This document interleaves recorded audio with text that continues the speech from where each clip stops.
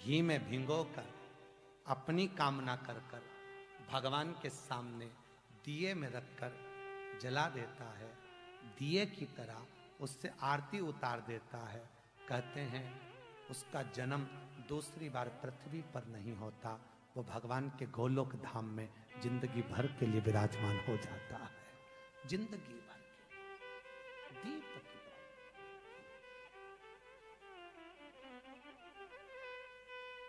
विष्णु पुराण किस किसने सुनी है? हाथ उठा। विष्णु पुराण का 5वां अंश कार्तिक खंड वर्णन करता है, या स्कंद पुराण का कार्तिक खंड को उठा लीजिए, वो वर्णन करता है 24 तरह के दिए होते हैं। कितने तरह के?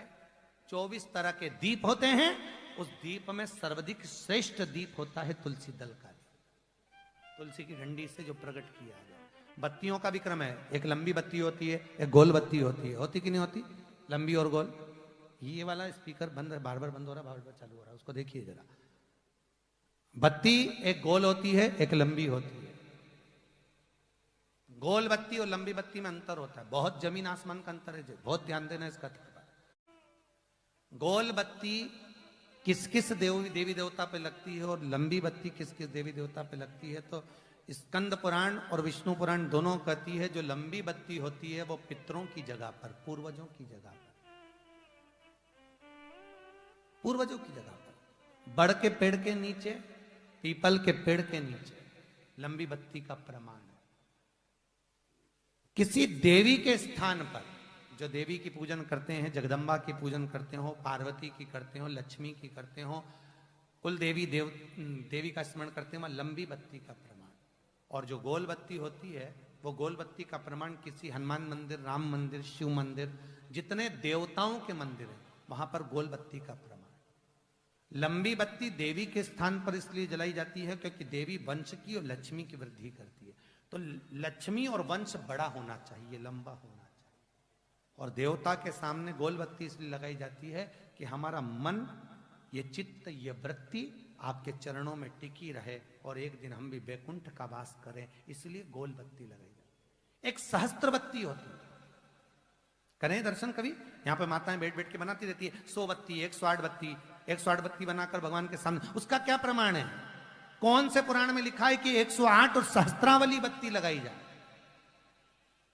तो स्कंद पुराण में कार्तिक खंड के अंदर स्पष्ट किया गया, सहस्त्रावली बत्ती, 108 लंबी बत्तियों का जो प्रमाण है, वो कहते हैं कि जिस व्यक्ति ने किसी तीर्थ को ना करा हो, पूरे तीर्थ नहीं गए हो, सारे तीर्थों का स्नान नहीं करा हो, किसी तीर्थ में दर्शन करने से वंचित रह गए हो, तो 108 बत्ती की एक बत्ती बनाकर किसी नारायण के मंदिर में, शिव मंदिर में, देवी के मंदिर नहीं, केवल देवता के मंदिर में अगर उसको घी में भिगोकर प्रज्वलित कर दिया जाता है तो सारे तीर्थों के दर्शन का फल उस जीव को प्राप्त हो जाता है। उसको सहस्त्रावली बत्ती।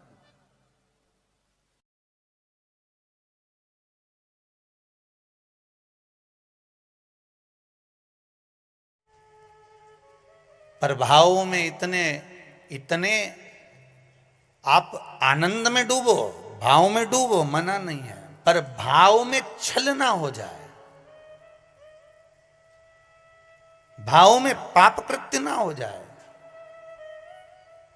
और भाव में आप पाप कृत्य में ना डूब जाएं, इसका स्मरण रहे।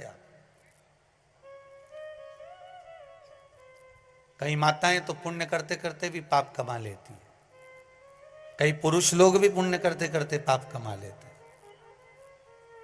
तुलसी जी को दिया लगाने गई, तुलसी जी को दिया घुमा के तुलसी जी के कुंडे में धरी आई।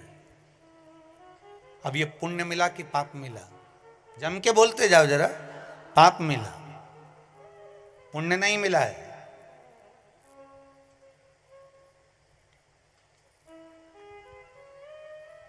इसको पुण्य कमाना नहीं कहा।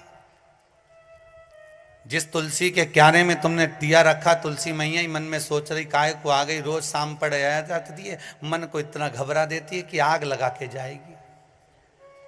पवन देवता से रोज विनती करती हूं कि ये दिया जलाए और तू हवा चला। तो तुम जब जब दिया लगाने जाती हो तो इतनी देर से हवा नहीं चलेगी, पर दिया लगाने बैठी की हवा चली। वह हवा क्यों चले कि मैया तुलसी भी भगवान से के थोड़ी चला दो, नी जले इसकी माचिस, ये आग लगा के मारेगी। पुण्य कमाने का मन में विचार था, मालूम पड़े पाप कमा कर जा रहे हो तो उसका कोई भाव नहीं है, उसका कोई आनंद नहीं है, उसका कोई लाभ नहीं है महाराज जी हो, उसकी कोई श्रेष्ठता नहीं है। ये सबसे पहला नियम एकादशी व्रत का सबसे पहला नियम है कि आप जिस दिन व्रत करो उसके एक दिन पहले भक्ति का संचार इस हृदय में कर लो। भक्ति का संचार इस हृदय में कर लीजिए। जिस दिन आप व्रत करो, जैसे एकादशी का व्रत कर रहे हो तो दशमी के दिन शाम का समय जब आवे, रात्रि जब होने लगे, शाम का समय आवे और रात्रि का आप जब भोजन ग्रहण करो तो उस भोजन में कोई ऐसा पदार्थ ग्रहण मत करिए जिस पदार्थ के कारण आपकी एकादशी बिगड़ जाए।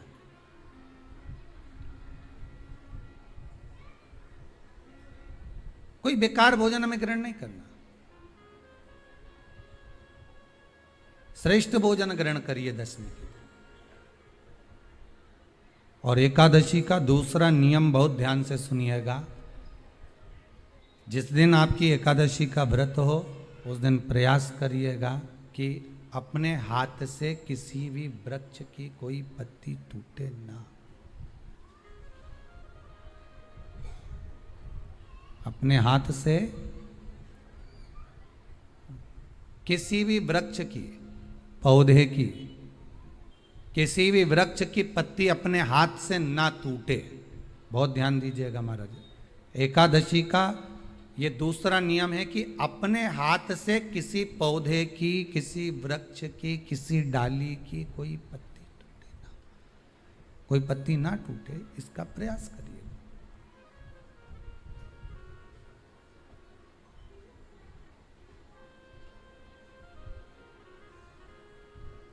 कितना सुंदर व्याख्यान कहा है, कितना सुंदर वर्णन है महाराज कि मात्र एकादशी का व्रत कर लेने पर, मात्र एकादशी का व्रत कर लेने पर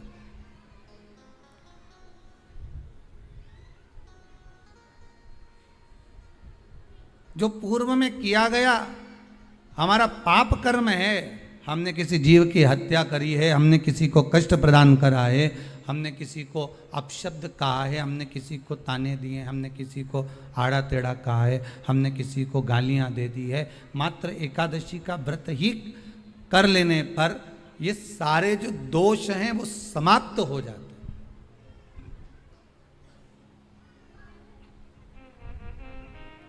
सारे दोष हमारे समाप्ति पर आ जाते हैं।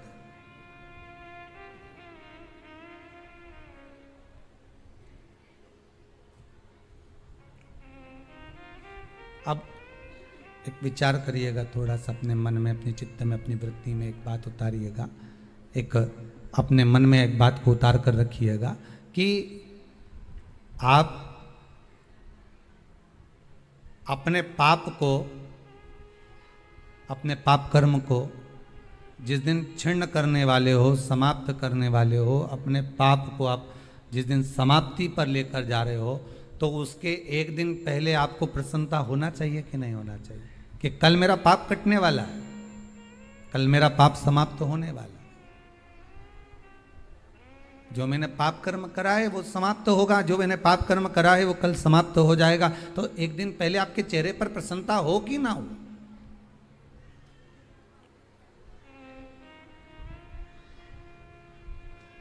और चेहरे पर वो प्रसन्नता आपके आना चाहिए कि कल मेरा एकादशी का व्रत है, आज दशमी है, कल एकादशी का व्रत है, तो कल मेरी जब एकादशी का व्रत रहेगा तो मेरा ना जाने कितना कितना पाप, कितना असत्य, कितना झूठ, कितना प्रपंच वो समाप्त हो जाएगा। इसमें मुझे प्रसन्नता हो, इसमें मुझे आनंदता हो।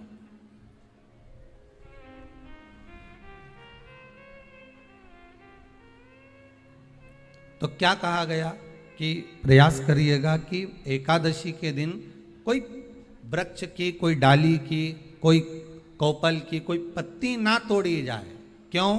तो कहा अगर उस पत्ती को हम तोड़ देते हैं, वृक्ष की पत्ती को या क्यारे में लगी हुई कोई डाली की पत्ती को हम तोड़ देते हैं, तो एकादशी का पुण्य फल प्राप्त नहीं होता। एकादशी का कोई फल हमारे खाते में नहीं जाता, पुण्य फल प्राप्त। अब फिर भले तुम चाहे तुमने मोरधन खाया हो, चाहे तुमने फिर चिप्स खाई हो, चाहे तुमने फिर व्रत का कितना ही सामान खा गए हो और तुमने सोचा कि आज मेरी एकादशी है, तो फिर उसका कोई फल प्राप्त नहीं है, उसका कोई सुख प्राप्त नहीं है आपको, फिर उसका कोई आनंद प्राप्त नहीं है आपको, फिर उसमें कोई आनंद की अनुभूति आपको नहीं मिल रही है।